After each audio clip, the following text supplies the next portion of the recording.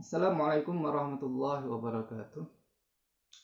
Alhamdulillahirabbil alamin wassalatu wassalamu ala sayyidina Muhammadin habibir rabbil alamin imamil muttaqin sayyidil anbiya'i wal mursalin wa ala alihi wa sahbihi ajmain amma ba'd. Yang kami hormati Dr. Tubagus Wahyudi dan Dr. Mamduh. Semoga Allah selalu panjangkan umur beliau dan selalu Allah mudahkan semua urusan-urusannya, baik dunia ataupun akhirat.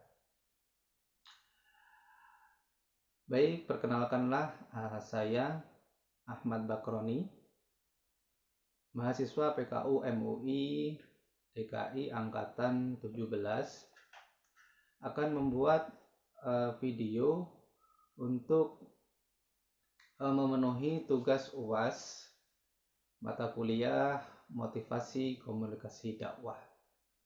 Ada beberapa poin yang akan kami sampaikan, yang diantaranya yaitu yang pertama, apa arti kolbun? Apa itu kolbun? Bahasa umum yang sampai kepada kita rata-rata kolbun adalah hati. Hati bahasa Yunani adalah hepar, yaitu kelenjar yang ada pada manusia yang terletak pada sebelah kanan, tepatnya di bawah diafragma perut, dada maksudnya. Sedangkan fungsi hati tersebut, adapun fungsi hati tersebut adalah yang pertama, yaitu menawarkan dan menetralisir racun. Yang kedua, mengatur sirkulasi hormon. Terus yang ketiga, hati juga sebagai alat ekskresi.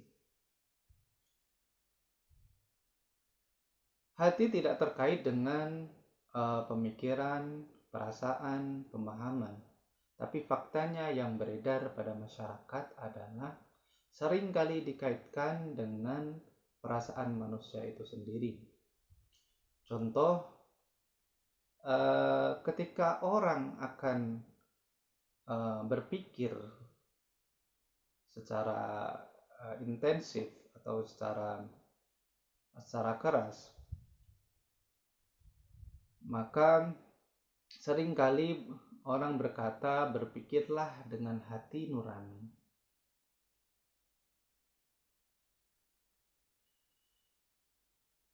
Sedangkan kolbun dalam perspektif Al-Quran yang terdapat di dalam surat Al-Hajj ayat 46, A'udzubillahi minasyaitonirrajim, bismillahirrahmanirrahim. Afalam yasiru fil ardi fatakuna lahum qulubu ya'qiluna biha aw adhanu yasma'una biha fa innaha la ta'mal absar walakin ta'mal qulubul lati fis sudur. Maka tidak pernahkah mereka berjalan di bumi sehingga hati, akal mereka dapat memahami, telinga mereka dapat mendengar? Sebenarnya bukan mata itu yang buta, tetapi yang buta ialah hati yang di dalam dada. Jadi jelas di dalam pengertian Al-Quran itu yang dimaksud kolbun dalam pengertiannya itu bukan hati yang sebagai fungsinya yang seperti yang diterangkan tadi, yaitu menawarkan racun dan sebagainya. Akan tetapi lebih ke daya kerja otak. Untuk itu kita akan membagi bagian-bagian otak pada manusia. Yang pertama adalah otak besar atau yang disebut cerebrum. Di dalam bahasa Arab, otak ini disebut dengan fuad. Meliputi di sini meliputi pusat pendengaran, penglihatan, analisis, dan memahami. Terus yang kedua yaitu otak kecil atau disebut cerebellum. atau di dalam bahasa Arab itu disebut as-sudur, yaitu kesadaran, keseimbangan, ingatan, keputusan, akurasi, dan lain-lain. Terus yang ketiga yaitu hipotalamus. Hipotalamus dalam Al-Quran itu dalam bahasa Arab maksudnya itu disebut nafsun, yaitu jiwa. Hipotalamus ini yaitu bisa menghasilkan hormon amarah, cinta, benci, lapar, dan ego. Ketika kita tarik pengertian kolbun, yaitu yang fuad, sudur, dan nafsu, dapat kita tarik kesimpulan bahwa pengertian kolbun tadi adalah yang mengenai tentang daya kerja otak pada manusia.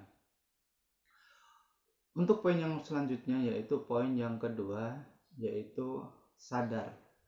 Apa arti sadar itu sendiri?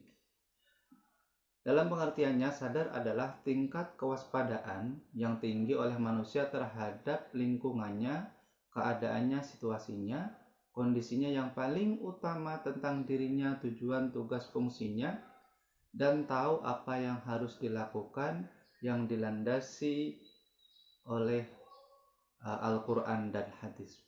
Ketika orang dikatakan sadar, ketika dia tahu apa yang akan dilakukan di dalam kehidupannya, dia mempunyai tujuan dan dia mempunyai goal yang akan dituju untuk meraih kesuksesan.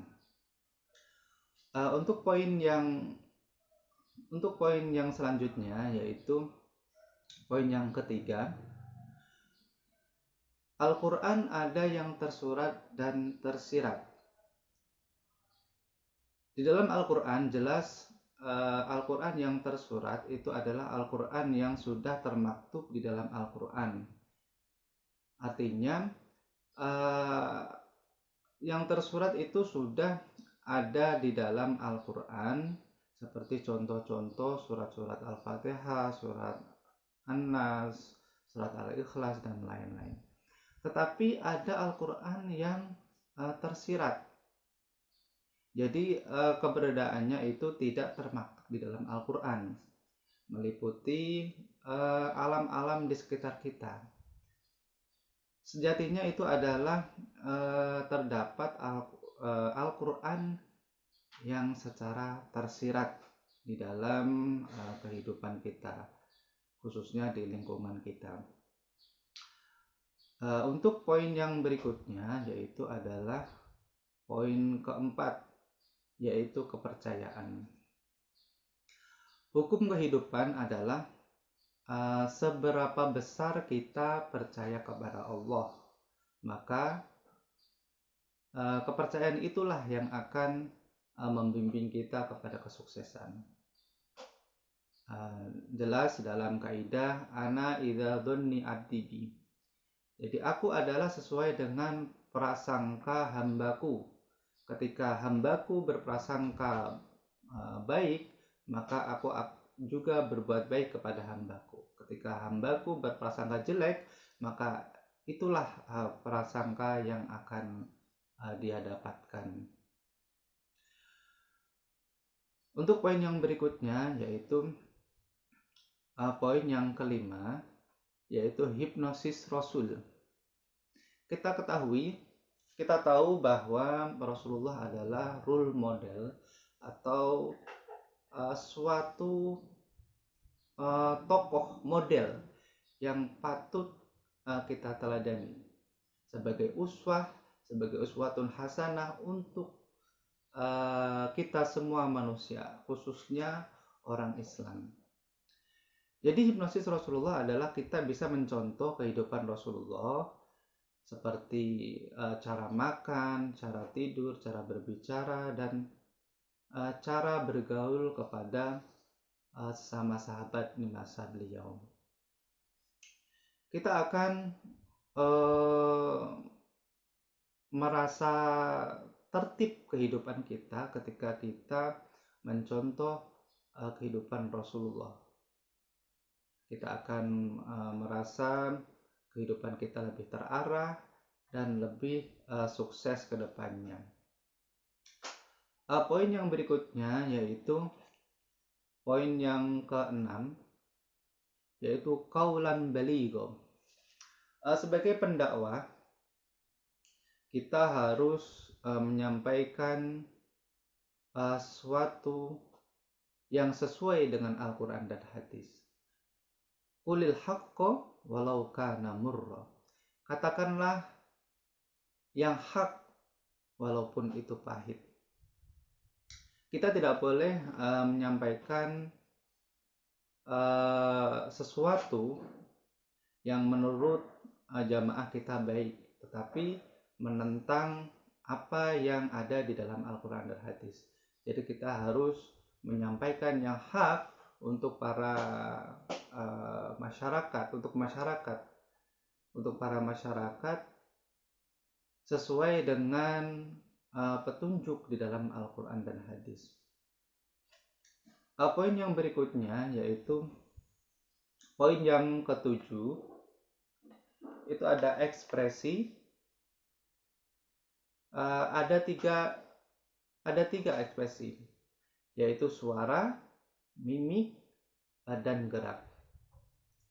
Di dalam kita menyampaikan, di dalam kita berdakwah, ada kalanya suara kita tinggi, sedang, dan ataupun rendah, tergantung situasi kondisi yang mengakibatkan kita harus bersuara tinggi ataupun suara rendah.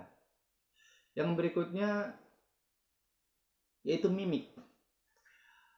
Mimik penting sekali di dalam penyampaian kita dalam public speaking, yaitu ketika kita menyampaikan sebuah berita yang sedih, maka mimik wajah kita harus sesuai dengan apa yang kita sampaikan. Jangan kita menyampaikan berita sedih tapi mimik kita sebaliknya. Jadi harus sesuai dengan apa yang kita sampaikan. Mimik bahagia, maka wajah kita juga harus bahagia. Yang berikutnya yaitu gerak. Gerak di sini dapat menjadi pemicu ketertarikan ketika kita berdakwah. Jadi kita harus selingi dengan gerakan ketika kita berdakwah di dalam masyarakat. Poin yang berikutnya yaitu poin yang ke-8. Hipnotis itu ada dua, yaitu hipnotis yang diridhoi Allah dan hipnotis yang tidak diridhoi Allah. Ketika kita menggunakan hipnotis pada rel jalurnya, yaitu hipnotis dalam kebaikan, maka hipnotis itulah yang diridhoi Allah. Tetapi sebaliknya, ketika kita keluar dari jalur rel hipnotis, maka itu kita tidak diridhoi oleh Allah. Contohnya kita menggunakan hipnotis untuk kejahatan, untuk menghipnotis orang, untuk mencuri, untuk merampok, dan lain-lain sebagainya. Poin yang berikutnya yaitu poin ke-9. Al-Quran sebagai POP, pedoman, obat, petunjuk. Yang pertama sebagai pedoman.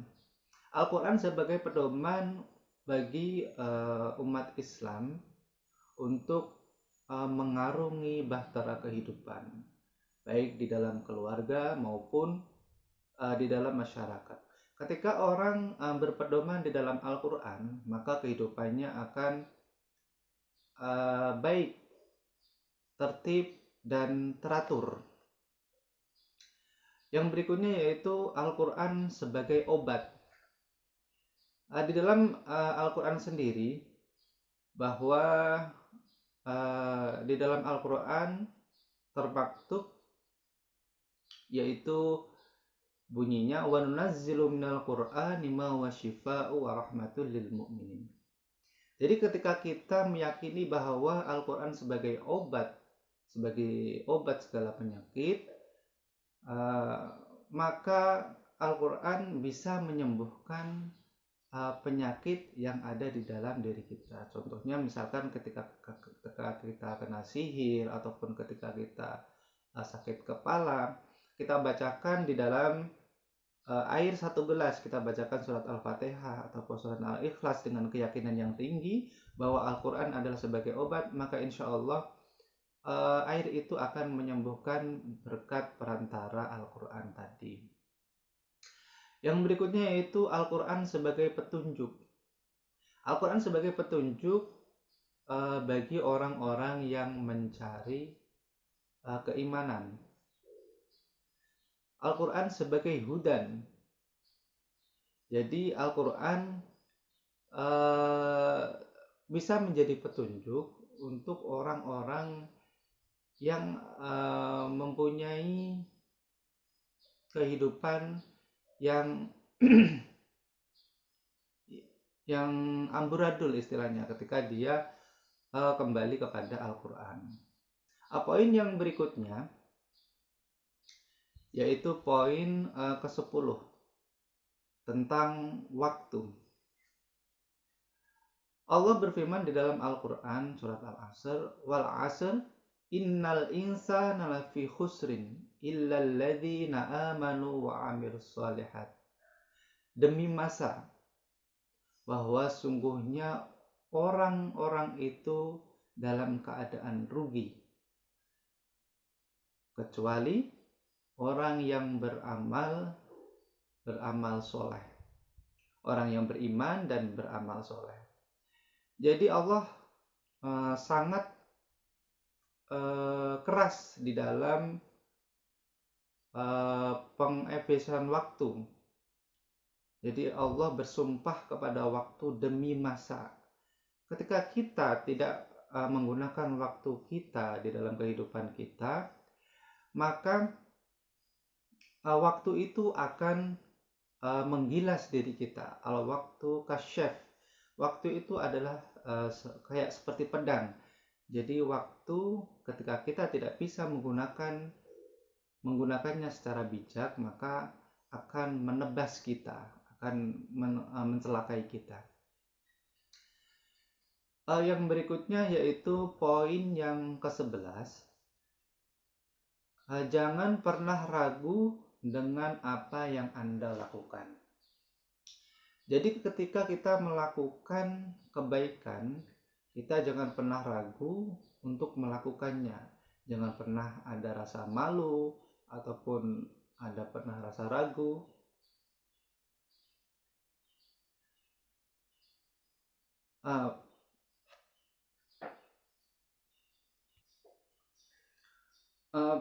Poin yang berikutnya yaitu poin yang ke-11. Jangan pernah ragu dengan apa yang Anda lakukan. Ketika kita yakin bahwa kita melakukan perbuatan yang baik, maka jangan pernah ragu untuk melakukannya. Walaupun itu perbuatan yang kecil di mata manusia, tapi belum tentu itu kecil di mata Allah Subhanahu wa Ta'ala. Contoh ketika kita memberikan kepada orang mungkin tidak bernilai di mata manusia, tapi mungkin itu sangat bernilai di mata Allah ketika kita ikhlas dalam melakukannya. Poin yang berikutnya yaitu poin yang ke-12. Hendaklah kita selalu bersyukur dengan apa yang kita miliki. Jangan pernah kita merasa iri dengan harta orang lain, dengan harta benda. Kita harus bersyukur apa yang sudah kita dapatkan, apa yang sudah dikaruniakan Allah kepada kita. Masih banyak orang yang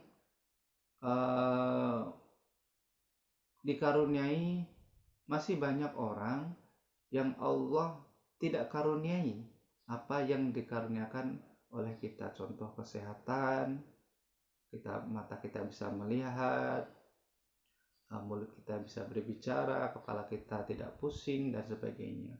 maka itu adalah uh, sesuatu yang patut kita syukuri, yang patut kita banggakan, atau patut kita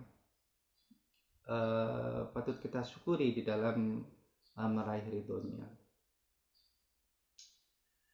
Poin yang berikutnya yaitu poin ke-13. Selalu belajar dan jangan berhenti untuk mengasah diri. Di dalam hadis sangat jelas di situ adalah utlubul ilma minal mahdi ilal lahdi. Tuntutlah ilmu dari buayan sampai ke liang lahat. Jadi di dalam hadis itu sudah tersirat bahwa kita tidak boleh berhenti di dalam belajar. Jangan sampai ketika kita sudah lulus sekolah kita anggap kita sudah tidak perlu belajar lagi. Belajar tidak harus secara formal. Kita bisa belajar dalam lingkungan, kita bisa belajar kepada keluarga, orang lain, kita bisa mendatangi majelis taklim dan sebagainya. Intinya kita harus selalu mengembangkan potensi diri kita. Jangan sampai kita lalai dengan apa yang kita sudah kita dapatkan. Kita merasa puas diri terhadap apa yang sudah kita dapatkan. Untuk yang berikutnya, poin yang ke-14 adalah manusia tipe sensorik. Apa itu tes sensorik? Manusia sensorik adalah ketika kita bisa jabarkan manusia sensorik adalah yang meliputi tipenya visual, audio, kinestetik, gustatory, dan olfactory. Manusia dengan tipe visual adalah tipe pasial. Kita bisa mengenalinya. Manusia visual dia lebih suka kepada gambar-gambar. Jadi manusia tipe ini dia akan lebih suka membaca buku yang ada gambarnya. Contoh komik, kartun, dan lain-lain. Jadi manusia visual adalah dia sering tertarik kepada gambar-gambar yang dilihatnya. Yang berikutnya itu manusia audio. Jadi manusia audio adalah manusia yang tipenya suka mendengar suara yang mengalun, nada, heboh, dan lain-lain. Jadi manusia tipe ini adalah dia lebih suka mendengarkan musik. Jadi dia lebih bisa memahami, lebih bisa mengerti musik, atau lebih paham tentang nada musik. Ketika dia belajar, dia lebih suka dengan metode-metode bernyanyi dan lain sebagainya. Yang berikutnya yaitu manusia kinestetik. Jadi manusia kinestetik adalah dia selalu menggunakan gerakan di dalam belajar. Jadi dia harus sifatnya terjun ke lapangan. Manusia kinestetik lebih suka dia membuat prakarya atau handmade yang sesuai dengan yang disukainya. Jadi dia lebih mengena ketika dia belajar itu langsung istilahnya praktek dengan apa yang sudah diajarkan. Poin yang berikutnya yaitu gustatory. Jadi gustatory adalah dia mengandalkan indera pengecap. yaitu ada pengecap manis, asam, asin, dan lain sebagainya.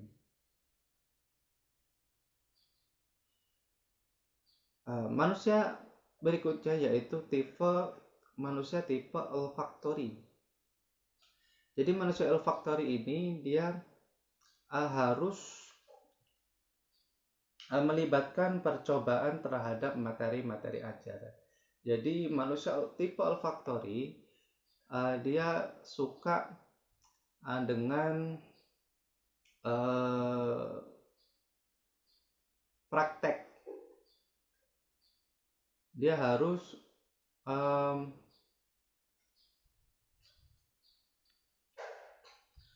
manusia olfaktori, manusia tipe ini dia selalu melakukan percobaan-percobaan terhadap materi ajar. Jadi dia akan lebih senang belajar untuk menganalisis materi, dan dia akan berikutnya dia akan menyimpulkan materi yang sudah dia analisis.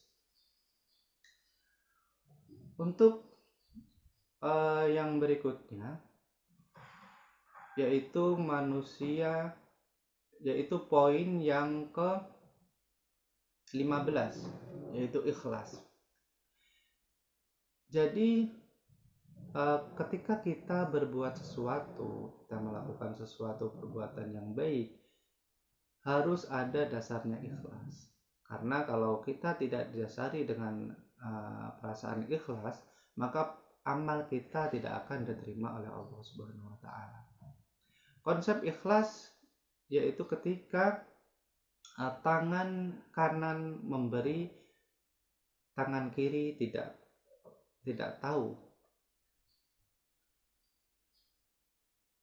Bisa kita menggunakan konsep ikhlas ketika kita sedang buang kotoran atau BAB, maka kita tidak akan mengharap apa yang sudah kita keluarkan tadi untuk diambil kembali. Untuk poin berikutnya yaitu poin ke-16, berikan kemampuan terbaik Anda. Jadi ketika kita melakukan suatu pekerjaan, kita harus all out. Jadi kita tidak boleh setengah-setengah, kita harus menggunakan kemampuan yang terbaik kita. Jangan sampai kita melakukan pekerjaan dengan setengah-setengah, karena itu akan mempengaruhi kesuksesan kita di dalam pekerjaan kita. Poin yang berikutnya yaitu poin yang ke-17, yaitu ICOS, Intelligence. ICOS adalah Intelligence Control of Survival, adalah kontrol cerdas kelangsungan hidup yang bisa menjadi pemicu prestasi. Jadi ketika ICOS manusia itu sudah aktif, maka di dalam dirinya akan menumbuhkan semangat yang luar biasa. ICOS dapat aktif apabila manusia berada dalam keadaan kondisi kekurangan, terjepit, terancam, tertekan, terhina, dan lain-lain. Jadi ketika seseorang ingin sukses, maka dia akan mengusahakan apa yang menjadi jalan untuk meraih kesuksesan itu. Contoh, ada orang yang hidup dalam kemiskinan, dia dilahirkan dalam keadaan miskin atau kurang mampu, maka ketika dia ingin menjadi orang yang kaya, maka ICOS-nya akan bekerja, dan dia akan mencari di dalam hatinya, di dalam jiwanya itu akan mencari apa-apa yang bisa membuat dia sukses dan menjadi kaya. Poin yang berikutnya yaitu Poin yang berikutnya yaitu poin yang ke-18, yaitu tipologi manusia. Ada 4 tipologi manusia, yaitu sanguinis, koleris, plekmatis, dan melankolis. Sanguinis adalah orang yang selalu bijaksana di dalam membuat keputusan. Dia mudah bergaul, dan tipe ini adalah tipe ekstrovert. Yang kedua yaitu tipe koleris, yaitu tipe yang kuat. Orang yang pada tipe ini adalah rata-rata dia sebagai pemimpin. Rata-rata di masyarakat dia akan menjadi seorang pemimpin, bisa ketua RT, terus ketua DKM, dan lain-lain. Dan dia sifatnya suka berorganisasi di dalam kehidupannya. Tipe yang berikutnya yaitu tipe plekmatis, tipe yang damai. Jadi tipe plekmatis ini adalah orang yang sering santai-santai di dalam kehidupannya. Ketika dia masuk sekolah jam 7 tepat harus masuk, maka tipe plekmatis ini dia pasti akan molor di dalam masuk kelas, bisa jam 7.10, 7.15, bahkan jam 7.30. Karena di dalam pikirannya tipe plekmatis ini adalah yang terpenting adalah dia masih belajar walaupun dia terlambat.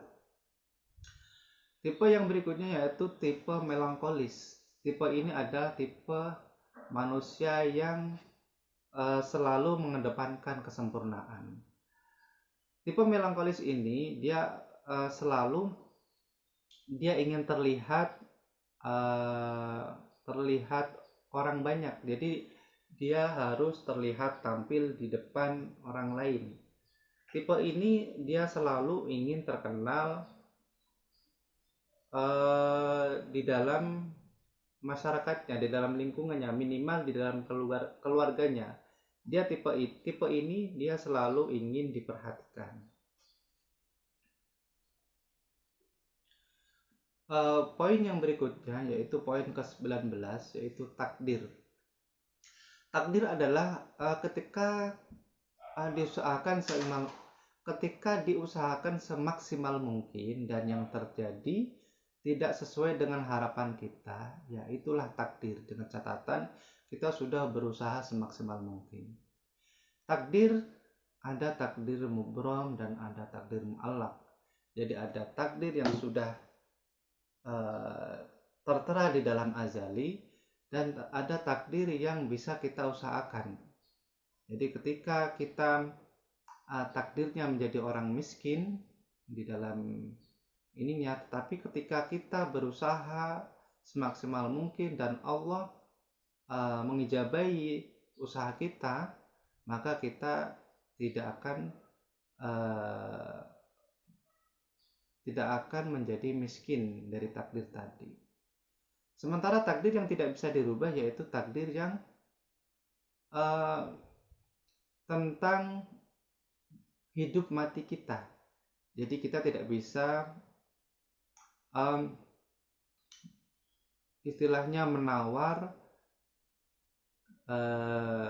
ingin hidup selamanya ataupun mati lebih cepat, karena itu sudah takdir yang tidak bisa diganggu gugat.